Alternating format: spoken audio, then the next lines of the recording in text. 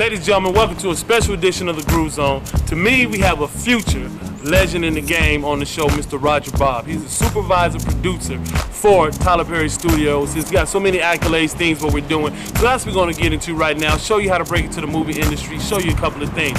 So right now we're going to get into our first video. Matter of fact, I feel good. I like Key Anthony. Yeah, let's do a little Key Anthony right now, and that's what we're gonna do. We on the set of, you know what I mean, Tyler Perry Studios. Matter of fact, this is my trailer right here. That's where I stay when I'm in the movies.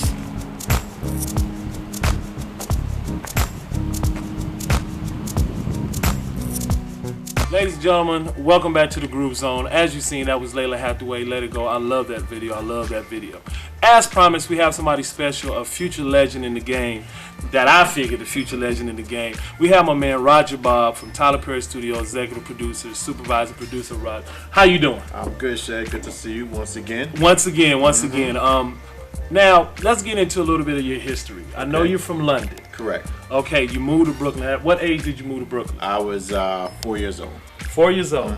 Okay. Now, growing up there, what inspired you to get into like films and television? Spike Lee. Spike Lee? Yeah, my brother and I, growing up in Brooklyn, we always, liked films and always walked around the house quoting lines from famous films. And then, but we thought, that films were something that white people did in this land called Hollywood. So we never thought that, it's something that I never thought it's something I would be able to get into. And then, Spike Lee comes around, and I'm about 17 or 18 at the time, and he makes She's Gotta Have It, and it's just another young cat from Brooklyn, and he makes this phenomenal film.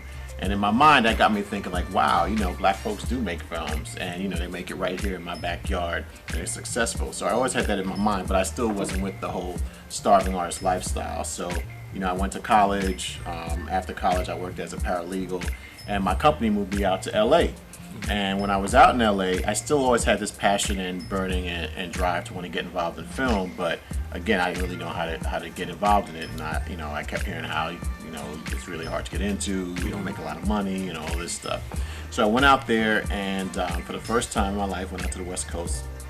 And on my balcony, I woke one morning and they were shooting a film right on the street below, and I literally stood there for about 7 or 8 hours and watched this whole process. I was like, you know what, I can do this. So when I went back to New York, I took some film classes. I did a couple of shorts, and then from that I started to do music videos, and then from that it kind of just branched out into film. So here we are. And see, and that's another thing. Now you got a whole lot of awards and things, but then when I was reading about you, you actually started off doing NYPD Blue television shows. Like what other type of television shows were you in? I did New York Undercover. I did NYPD Blue.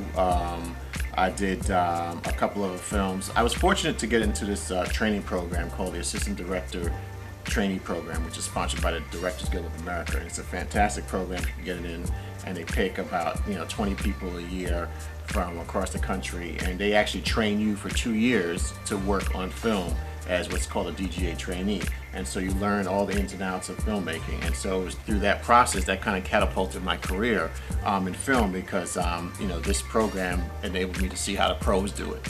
So then when I got my opportunity, I had the experience to move forward. So through that program, that's when I was able to work on those shows like NYPD Blue and New York Undercover, etc. So like my very first film that I ever worked on was this film called Copland.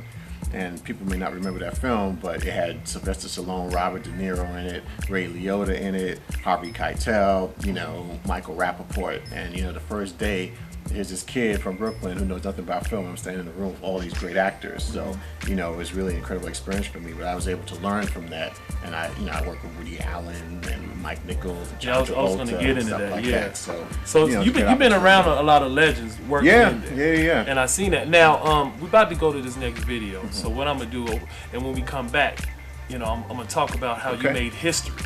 Being the first African American, and that's what we're going to do. As a matter of fact, let's go to somebody that you work with in Why Did I Get Married to Jill Scott. Jill. So we're going to go to that Love Jill you, Scott baby. video, and that's what we're going to do. So remember, tell a friend is on the Groove Zone.